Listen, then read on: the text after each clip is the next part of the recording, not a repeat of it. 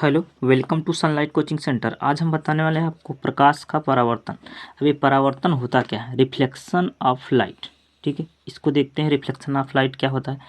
पिछले वीडियो में क्या पढ़े थे? प्रकाश के बारे में जितना जानना था बता दिए थे। ठीक है, जितना महत्वपूर्ण था। अब आगे हम क्या पढ़ेंगे? प्रकाश का परावर्तन। अब प्रकाश का परावर्तन होता क्या है, जिसको हम क्या बोलते हैं? Reflection of light. अब ये क्या होता है? जब कोई प्रकाश की किरण किसी उच्च कोटि के पॉलिश किए हुए पृष्ठ जैसे दर्पण पर आपतित होता है तो उसका अधिकांश भाग क्या होता है? पृष्ठ से टकराकर पुनः उसी माध्यम में वापस लौट आता है। जो यह घटना हमारी क्या कहलाती है? प्रकाश का परावर्तन।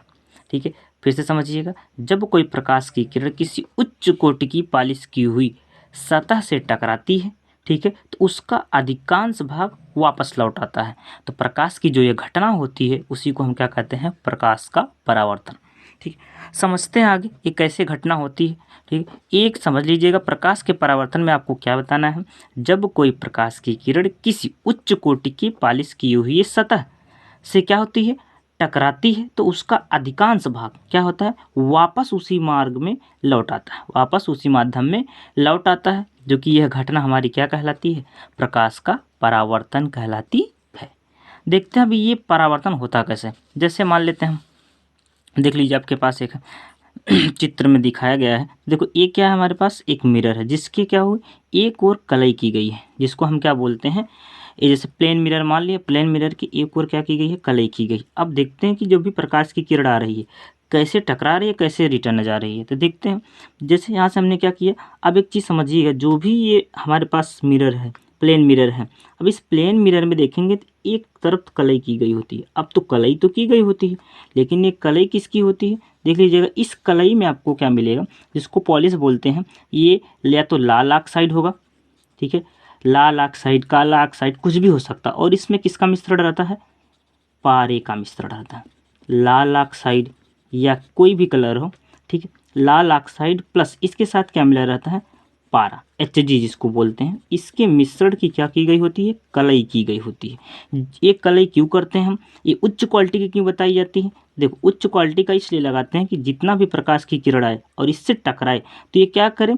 इसके अधिकांश भाग को रोक ले, मतलब इधर ना जाने पाए या फिर इसको सोखे ना, क्या कर दे? ज़्यादा से ज़्यादा किरण को रिफ्लेक्ट करे। अर्थात कोई भी प्रकाश की किरण अगर आई तो क्या हो जाएगा? यहाँ से होते हुए कहाँ से? मिरर पर पड़ी। जैसे ही मिरर पर पड़ेगी तो वापस क्या? उसी माध्यम में वापस लौट आएगी। लेकिन क्या होगा? ये उच्च कोटि की बात की है तो उच्च कोटि में अगर देखा जाए तो उच्च कोटि की कलई में सबसे अच्छी क्वालिटी का आता है हमारा चांदी। क्या आता है? चांदी। चांदी के साथ जब हम किसको मिक्स कर देते हैं? Hg को मिक्स करके अगर कलई करते हैं तो ये क्या होता है? बहुत अधिक परावर्तक बन जाता है। अर्थात कहने का मतलब कि ज़्यादा से ज़्यादा किरणें रिफ्लेक्ट होंगी। तो देखते हैं कि क्या हमने पढ़ा। जब कोई प्रकाश की किरण किसी चमकदार सतह, ये प्रकाश की किरण आई। अब एक चीज़ और ध्यान दीजिएगा, हमने केवल एक रे ली है, ठीक है, इससे ज़्यादा भी रे होते हैं, कोई ज़रूरी नहीं है। अधिकांश मतलब सैकड़ों रे होते हैं। हम लोग केवल क्या लेते हैं? हमको जानना रहता है कि इसकी किरणें कैसे आती हैं और किधर से चली जाती हैं। तो देखते हैं, हम इसको जानने के लिए केवल एक रे का यूज़ करेंगे, बाकी रे सेम इसी प्रोसेस से चलेंगे। तो देखते हैं कि यहाँ से क्या आई? कोई रे, ये क्या हुआ? आया किधर की तरफ? मिरर की तरफ आया, किसी बिंदु से टकराया और वापस चला गया। अब तो आया चला गया, लेकिन हम इसको कैसे जानेंगे? कैसे कौन सा आया कौन सा चला गया? तो भाई जो किरणें आती हैं, ठीक है, जो भी रे आती हैं उस रे को हम क्या बोलते हैं? Incident ray. क्या बोलेंगे? इंसिडेंट रे, अर्थात अपवर्तित किरण। अब ये अपवर्तित किरण क्या हुआ? आया और आके किसी बिंदु से टकराया। तो जिस बिंदु से टकराया है उसको क्या बोलते हैं? Point of incident. क्या बोलते हैं? पॉइंट ऑफ इंसिडेंट, अर्थात आपतन बिंदु।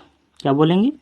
आपतन बिंदु। ध्यान से देखिएगा, ठीक है, क्या बोलेंगे इसको? आपतन बिंदु। अभी जिस आपतन बिंदु से टकराया, टकराने के पश्चात क्या हुआ? बाहर निकल गया, तो इसको क्या बोलेंगे? जो किरण आपतन बिंदु से टकरा कर वापस गई उस किरण को हम क्या बोलते हैं? रिफ्लेक्टेड एंगल, रिफ्लेक्टेड रे बोलते हैं। क्या बोलेंगे इस किरण को? रिफ्लेक्टेड रे बोलेंगे, अर्थात परावर्तित किरण। ठीक है, ध्यान से समझिएगा, क्या बोलेंगे इसको? रिफ्लेक्टेड रे, अर्थात परावर्तित किरण। अब देखते हैं ये क्या होता है। देखते हैं, ये प्रकाश की किरण आई और आपतन बिंदु पर पड़ी और पड़ने के बाद रिटर्न वापस चलेगी। ठीक है, तो ये जो घटना होती है यही घटना हमारी क्या कहलाती है, प्रकाश का परावर्तन। अब इसमें जानते हैं मेन क्या है। जो किरणें आती हैं उसको हम क्या बोलते हैं, इंसिडेंट रे। ठीक है, और टकराने के पश्चात जो किरणें वापस चली जाती है उसको हम क्या बोलते हैं, रिफ्लेक्टेड रे। अर्थात आपतित किरण क्या हुआ, जहाँ से टकराई उसको आपतन बिंदु से टकराई और क्या हो गई, वहाँ से वापस लौट आई। तो इस किरण को हम क्या बोलेंगे, जो वापस लौट आती है उसको बोलते हैं परावर्तित किरण। अब एक चीज़ देखते हैं, ये तो हो गया आपतित किरण परावर्तित किरण। अब एक चीज़ देखिएगा, यहाँ से जहाँ जिस बिंदु से टकरा के गई हमने क्या किया, इसमें एक नॉर्मल खींच लिया। क्या खींच लिया, एक normal.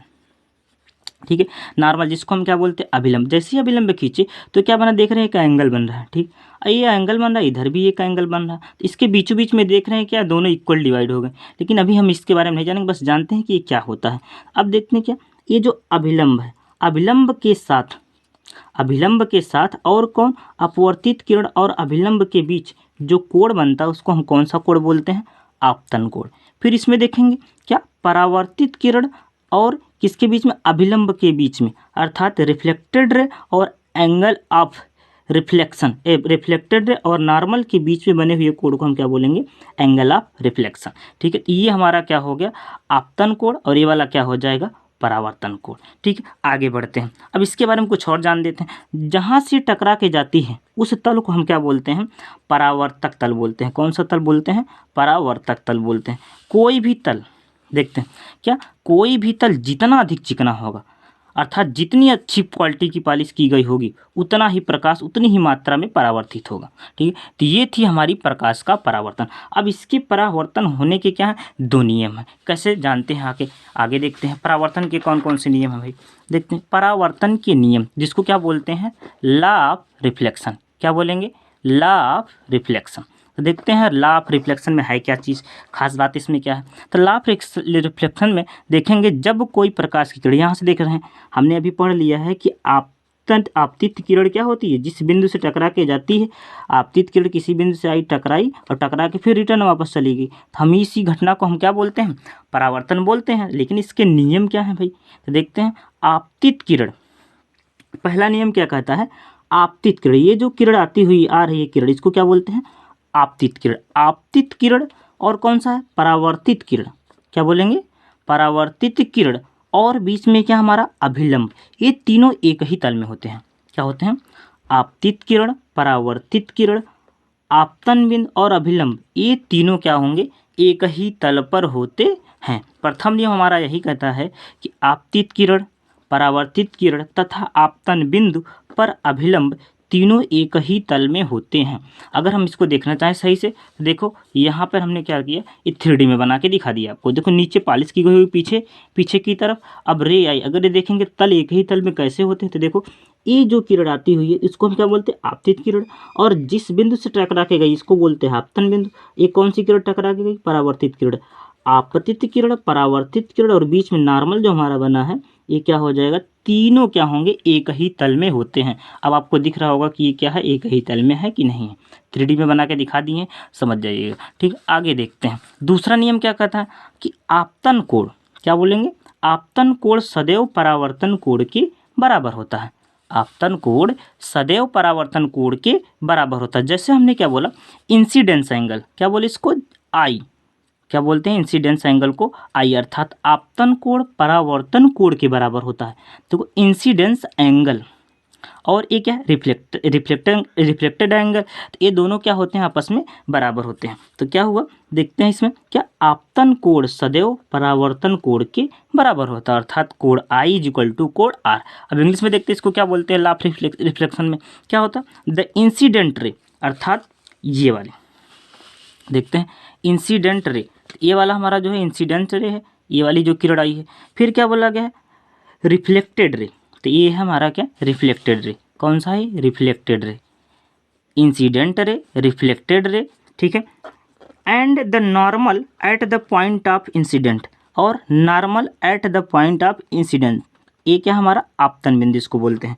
Incidents all lie in the same plane, ये सब कहाँ पे लाई करते हैं, सेम प्लेन पर लाई करते हैं।